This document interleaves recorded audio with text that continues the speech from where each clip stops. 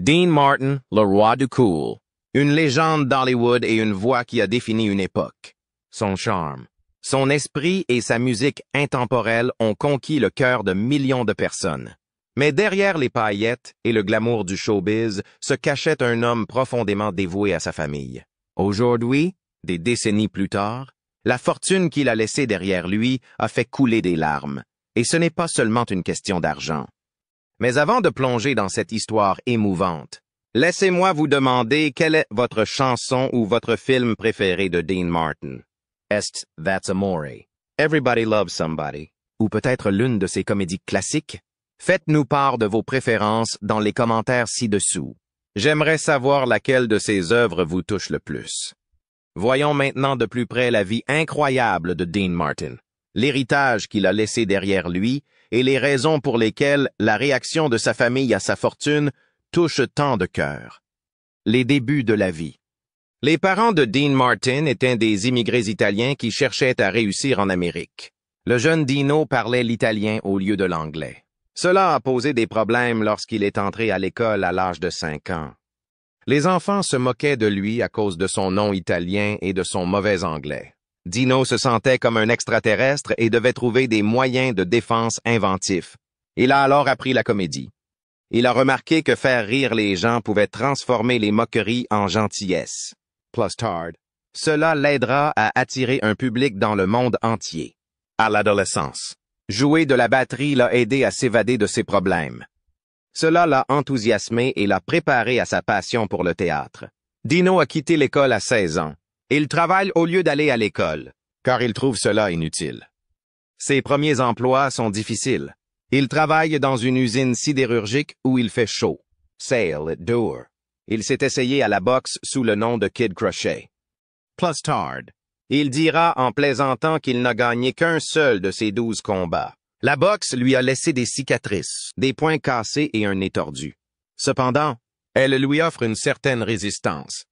Dino expérimente librement. L'alcool était illégal pendant la prohibition, mais il s'en procurait en cachette. Il distribuait des cartes de blackjack en secret dans des casinos clandestins. Ses emplois l'ont exposé à la vie nocturne et aux individus en marge de la société, ce qui lui a conféré une rudesse et un attrait qui ne se sont jamais démentis. Dino a commencé à jouer dans des pubs dans les années 1940. Inspiré par un célèbre chanteur d'opéra, il devient Dino Martini. Il est apprécié pour sa voix facile à vivre. Après l'avoir vu, le chef d'orchestre Sammy Watkins lui a suggéré de changer son nom en Dean Martin. Il entame alors un nouveau chapitre. Certains ont été forcés. La prestation de Dean dans un pub chic de New York est désastreuse. Bien qu'humilié, il continue. Le chanteur continue d'étudier et de s'améliorer. C'est à cette époque qu'il rencontre le jeune comédien Jerry Lewis. Dean Martin et Jerry Lewis se rencontrent en 1945 au Glass Hat Club de New York. À l'époque, Martin est un chanteur de boîte de nuit populaire, reconnu pour sa voix douce et son apparence séduisante. À l'inverse, Jerry Lewis s'efforce de s'intégrer en tant que nouveau comique. Ils se rencontrent lors d'un discours de Martin. Lewis a interrompu la performance de Martin avec ses remarques idiotes habituelles et ses mouvements insensés. Au début, cela semblait tuer le logiciel, mais quelque chose d'inattendu s'est produit. Le public a adoré. Ils ont tellement ri que les deux garçons ont compris qu'ils avaient trouvé quelque chose de spécial. Après cette soirée, ils ont joué à la légère dans d'autres endroits de New York. L'humour loufoque de Lewis et la voix apaisante de Martin étaient uniques. Ils sont très demandés pour leur musique humour. Leur percée en tant que couple a eu lieu au 500 Club d'Atlantic City le 25 juillet 1946. Après l'annulation d'un autre musicien, ils se sont produits ensemble. Le spectacle de Martin et Lewis. Le numéro de garçon de café de Lewis, balayer les tables, faire tomber la vaisselle et faire des commentaires stupides a ruiné le spectacle de Martin. Le chaos est divertissant. Martin s'est joint à lui, créant ainsi un spectacle musical et comique parfait. Le public est devenu fou et même le propriétaire du club, qui était sceptique, a déclaré que c'était un succès. Ils sont devenus célèbres grâce à leur performance. Ils se produisent rapidement au Copacabana de New York et dans d'autres grandes salles. L'humour imprévisible de Lewis et les chansons suaves de Martin se marient à merveille. Leur style non scénarisé confère à chaque présentation vitalité et amusement. Le public apprécie leur vivacité et leur individualité. En 1949, NBC crée le Martin and Lewis Show en raison de leur succès. Après avoir diffusé leur comédie dans les foyers, cette émission est devenue l'une des plus populaires d'Amérique. Hollywood les reconnaît au fur et à mesure qu'ils gagnent en notoriété. Le film My Friend Irma, sorti en 1949, marque leur début. Martin y incarne un magnifique chanteur, tandis que Lewis joue son acolyte avec ses manigances habituelles. Même si les stars n'étaient pas reconnus, le public a adoré le film. Leur alchimie à l'écran correspondait à leur alchimie sur scène. Et le film a fait d'eux des stars hollywoodiennes. Dean Martin et Jerry Lewis ont changé la télévision pour toujours avec The Colgate Comedy Hour de 1950 à 1955. Les gens n'ont jamais vu un tel travail d'équipe et une telle joie. Ils riaient, improvisaient et donnaient de la vie et de la surprise à chaque représentation au lieu de suivre le script. Leur émission était extrêmement populaire. Leur première apparition, le 17 septembre 1950, a été remarquable. Elle a coûté 3 millions de dollars, 36 millions de dollars aujourd'hui, pour être filmée au Park Theater de New York. Faire confiance à leur talent s'avère payant pour la chaîne. Aux côtés d'Eddie Cantor, leurs émissions obtiennent les meilleures audiences. Martin et Lewis ont été exceptionnels en défiant la sagesse conventionnelle de la télévision. Au lieu de suivre le scénario, ils inventaient l'humour. Le public adore. Par exemple, Lewis a interrompu la chanson de Martin pour demander « Qui a commandé le steak ?» sans le vouloir. Tout le monde a ri et l'épisode est devenu viral. Ils ont joué de l'humour, de la musique et des sketchs délirants de films et de séries télévisées. Le mélange parfait entre le chant de Martin et les pitreries de Lewis a inspiré le Saturday Night Live des années plus tard. Leur succès à la télévision s'est poursuivi à Hollywood. La plupart des 16 films qu'ils ont tournés entre 1959 et 1956 ont été des superproductions. Ils font leur début dans At War with the Army, en guerre contre l'armée, en 1950. Le film a rapporté près de 3,3 millions de dollars pour un coût de 560 000 dollars, ce qui prouve son attrait. Le Stooge de 1952 a connu le même succès. Ce film semblait personnel, ce qui le distinguait des autres. Martin incarne un chanteur en difficulté dont la carrière décolle après s'être associé à Lewis, un personnage loufoque. Ces films, qui a coûté 5,5 millions de dollars, montrent leur capacité à mêler passion et comédie. En 1951, ils étaient les artistes les plus célèbres au monde. Plus de 123 millions de dollars actuellement. Ils ont gagné 11 millions de dollars cette année-là. Ils ont gagné de l'argent grâce au cinéma, à la télévision, aux boîtes de nuit et au théâtre. Les spectacles en direct leur rapportaient 25 000 dollars par semaine, tandis que les émissions télévisées leur rapportaient plus de 100 000 dollars. Ils ont connu une ascension rapide, ce qui est extraordinaire. Inconnus il y a 5 ans, ils sont devenus des superstars mondiales. Leurs choix commerciaux intelligents les ont aidés à prospérer. Ils ont gardé le contrôle de leur carrière en partageant les recettes des films et en révisant les scénarios. Leur partenariat était temporaire. En 1952, Dean en a eu assez de jouer l'homme de paille.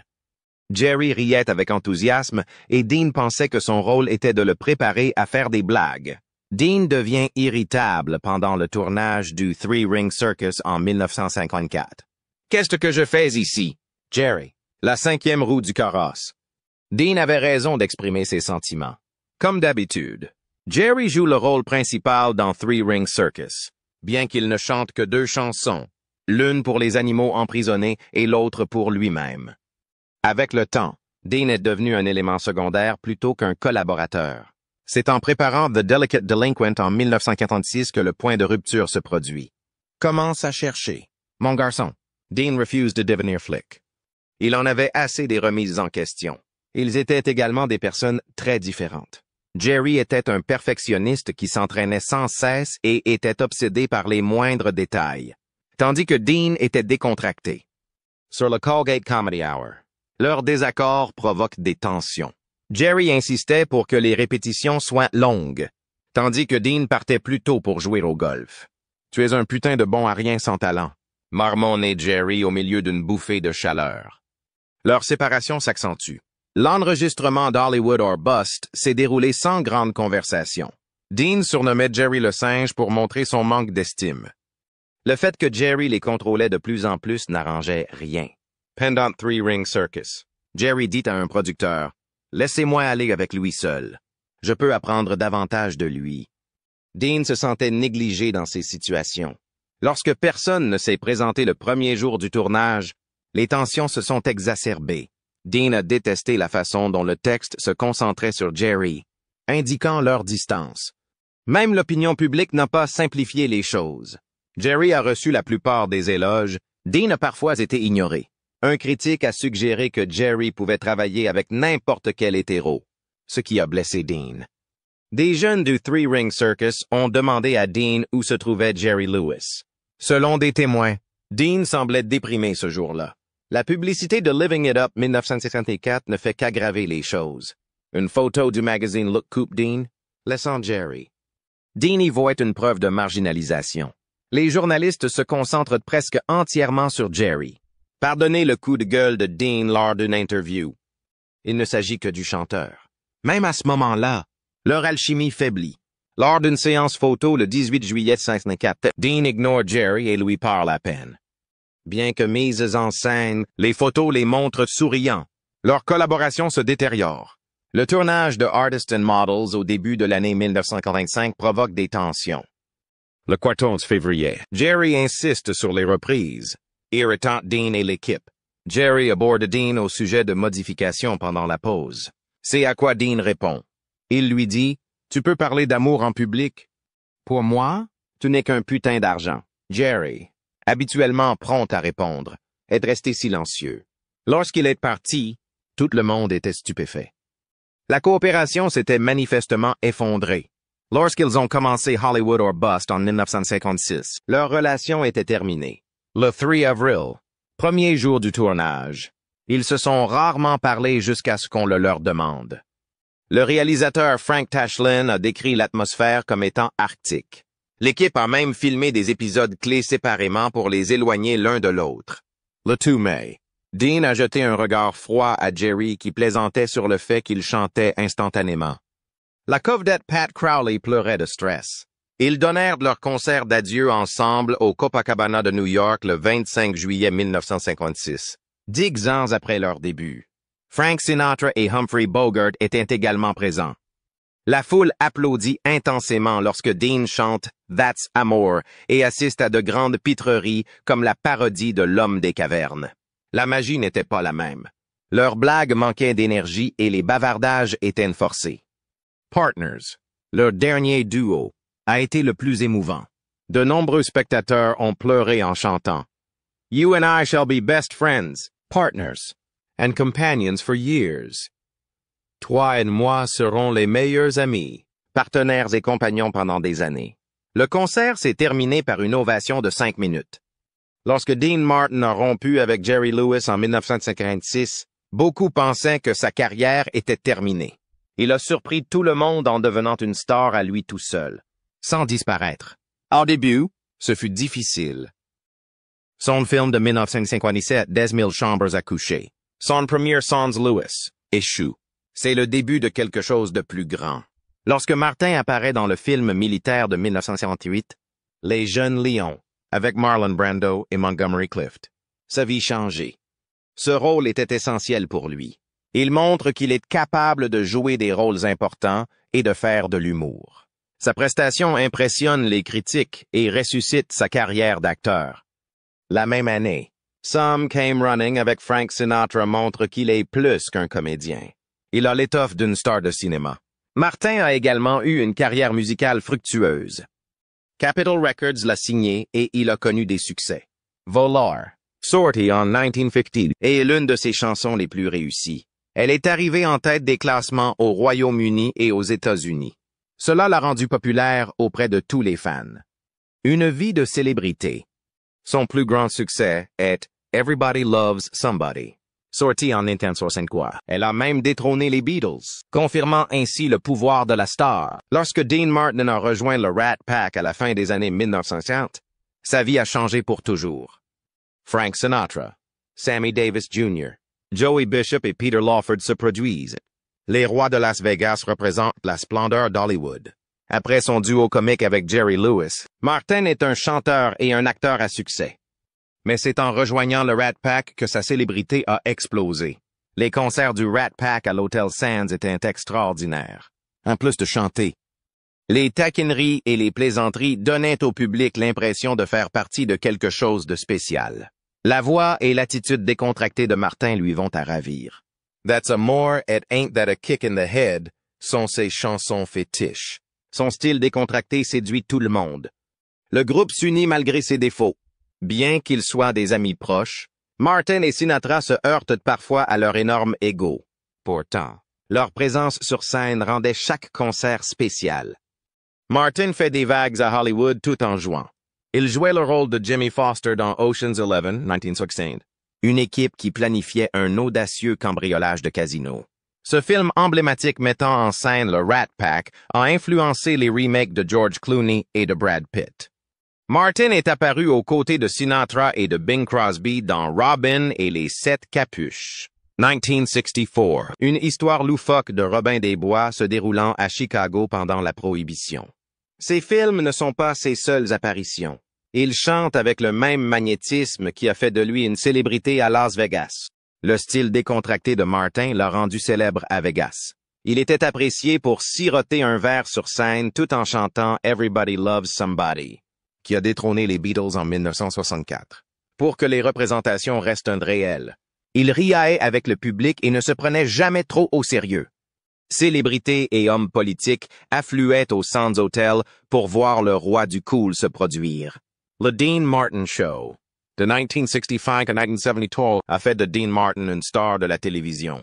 Il est devenu l'un des programmes les plus regardés de NBC après 264 épisodes en 9 ans. Avec de l'humour, de la musique et des invités célèbres, Martin rendait l'événement inoubliable. À l'époque, il semblait paisible et insouciant. Buveur invétéré, il plaisantait sur le jus de pomme. On l'aimait parce qu'il semblait insouciant. La présentation ne s'est pas limitée aux chansons Everybody Loves Somebody et That's a More de Martin. Il a également montré ses bizarreries, malgré sa préférence pour la spontanéité, qui donnait à chaque émission une tournure surprenante. Il écrivait des blagues. Frank Sinatra, Sammy Davis Jr. et Orson Welles étaient des invités fréquents, et les plaisanteries décontractées de Martin lui donnaient de l'air d'un animateur de soirée hollywoodienne. L'émission a connu un tel succès que Martin a reçu un Golden Globe en 1967 pour son style décontracté. Au fil du temps, l'audience de l'émission a chuté. Au lieu d'abandonner, les concepteurs ont créé Dean Martin's Celebrity Roast. Martin et d'autres célébrités se moquent d'une personne célèbre de cette nouvelle façon. Un hommage à Bob Hope. Le premier roast a été diffusé en 1975. Le succès a été tel que les roasts ont commencé à être diffusés régulièrement, même lorsque le spectacle principal s'arrêtait. Martin animait ses rôtis de manière idéale. Ses commentaires incisifs et intelligents faisaient rire tout le monde, tout en conservant une attitude décontractée et facile à vivre. Les roasts donnaient au public l'occasion d'observer des célébrités rire entre elles et à propos d'elles, comme nulle part ailleurs. Il s'agissait d'artistes, de chanteurs et même d'hommes politiques. Bien que la comédie soit vive, elle n'est jamais méchante. Le public se réjouit de voir les stars révéler leur côté amusant. Vie privée. La vie personnelle de Dean Martin est aussi fascinante que son travail. Il s'est marié 3 fois et a eu 8 enfants. En 1941, il épouse pour la première fois Betty MacDonald. Ils ont eu 4 enfants. Craig, Claudia, Gail et Deanna. Leur mariage est rompu en 1949, au moment où Dean commence à être connu. Dean est resté proche de ses enfants et a pris le temps de s'occuper d'eux malgré son emploi du temps chargé, même après le divorce. Dean épouse John Beager à la fin de l'année 1949. Après 24 ans, ce mariage semble plus solide que le premier. Ensemble, ils sont les parents de Dean Paul, Richie et Gina. Dean et John sont restés amis malgré leur divorce en 1973. Ils se sont entraidés dans des circonstances difficiles et ont coopéré pour élever leurs enfants. En 1973, Dean a épousé Catherine Hahn. Lorsqu'ils se sont rencontrés pour la première fois, Catherine était plus jeune et travaillait comme réceptionniste. Dean a élevé sa fille Sasha comme la sienne et l'a traitée comme telle. Leur mariage fut cependant de courte durée et ils divorcèrent en 1976. Dean est resté un père aimant pour Sasha pendant la séparation. La responsabilité du père de Dean est restée constante pendant toutes ces transformations. Ayant 8 enfants, il s'est toujours assuré d'être présent pour eux, quel que soit son niveau de célébrité ou d'activité. Deanna, Phil, parle souvent de la passion de son père pour la famille. Elle se souvient des repas qu'elle prenait avec lui et de sa grande attention. Des géants d'Hollywood comme Frank Sinatra et Marilyn Monroe l'ont entouré pendant son enfance. Pourtant, la gentillesse et l'humour de Dean en tant que père ressortent vraiment. Bien qu'issu de mariages séparés, Dean a veillé à ce que chacun de ses enfants se sente lié à lui. Richie, son fils, aurait déclaré que son père avait rassemblé la famille et l'avait aidé à se sentir unis. Sasha, ce fils adoptif, a été soigné comme les autres.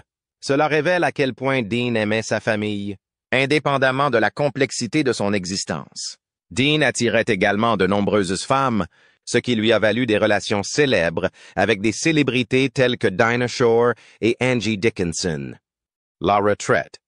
Ces relations font souvent la une des journaux et renforcent sa réputation de roi cool.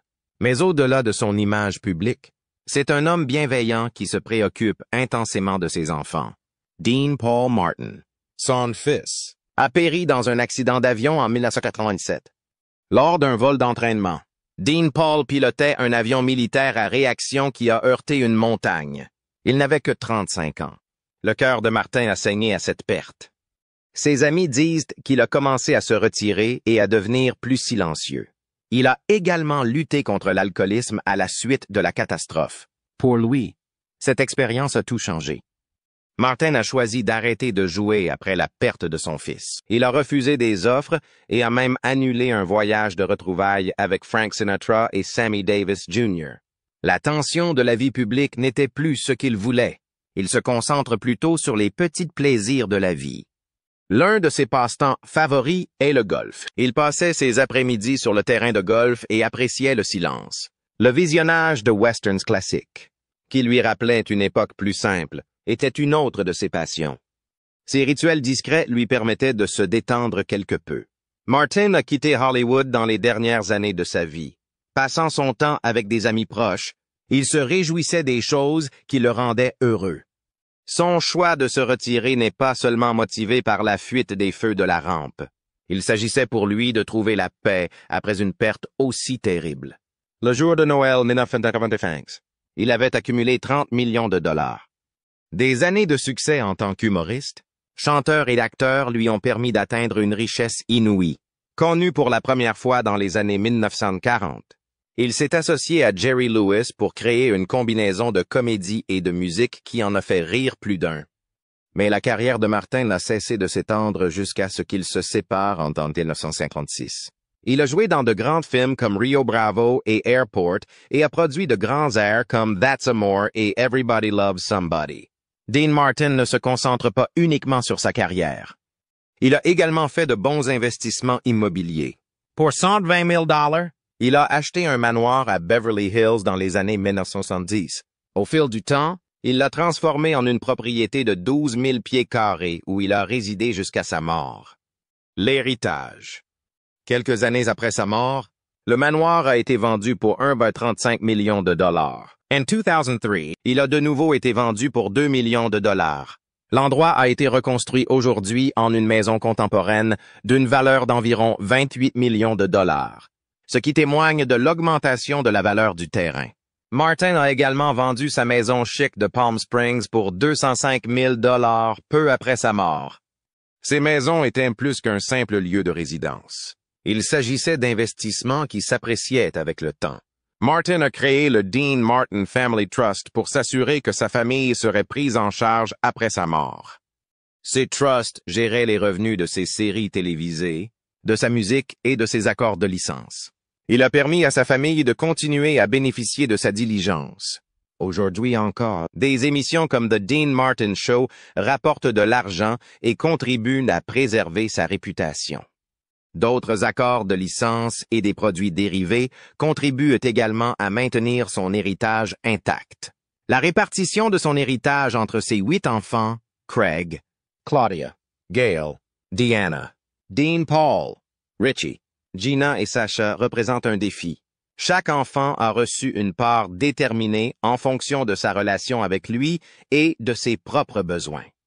Deanna, par exemple, s'est efforcée d'honorer la mémoire de son père, ce qui aurait pu affecter sa part. La gestion des terres de Dean Martin s'est avérée difficile. Les droits sur sa musique et son image ont dû être gérés après sa mort. En plus de leur deuil, ses enfants ont dû gérer les aspects financiers. Même mort, le nom de Dean Martin reste légendaire. Sa succession a suivi l'évolution du temps. Les jeunes générations ont découvert sa musique et ses films en partie grâce aux médias sociaux et aux services de streaming. Pour superviser son héritage, Iconic Artists Group a été engagé en 2023 dans le cadre d'un gros contrat, par le biais de produits, d'accords de licence et même de films sur sa vie. Cette société espère faire connaître Dean Martin aux téléspectateurs actuels. Ces initiatives permettent non seulement de préserver son héritage, mais aussi d'assurer à ses héritiers des revenus continus. Deanna Martin, l'un des enfants de Dean, a particulièrement contribué à honorer son héritage. Née en 1948, elle a grandi dans l'ombre de la renommée de son père. Elle apprécie toujours son travail après avoir joué avec lui dans sa jeunesse. Elle parcourt le monde en chantant ses airs connus et en partageant des anecdotes sur lui. Elle a également écrit des mémoires. Dean Martin, Through His Daughter's Eyes, permet au lecteur de voir à quoi ressemblait la vie avec lui, créant ainsi des souvenirs. Ces mémoires font actuellement l'objet d'un projet de film. Dans sa ville natale de Steubenville, dans l'Ohio, Deanna organise également le festival annuel Dean Martin. Cet événement rend hommage à la vie de son père et soutient de jeunes musiciens grâce à des bourses d'études. L'accord conclu avec l'Iconic Artists Group a permis de trouver de nouvelles idées pour que Dean Martin reste d'actualité. Inspiré par son style, il développe des produits et étudie des approches musicales et cinématographiques pour raconter son histoire. Ces initiatives soulignent à quel point son charme et son talent continuent d'inspirer les autres. Quel est votre meilleur souvenir de Dean Martin? Qu'il s'agisse d'une chanson, d'une performance ou de ce qu'il vous a fait ressentir. Faites-le moi savoir dans les commentaires ci-dessous. Et célébrons ensemble l'héritage de cette incroyable légende. Et si cette histoire vous a touché, n'oubliez pas d'aimer, de partager et de vous abonner pour recevoir d'autres histoires sur les icônes qui ont façonné notre monde. Merci d'avoir regardé, et je vous donne rendez-vous dans la prochaine vidéo. Prenez soin de vous et n'oubliez pas que tout le monde aime quelqu'un un jour ou l'autre.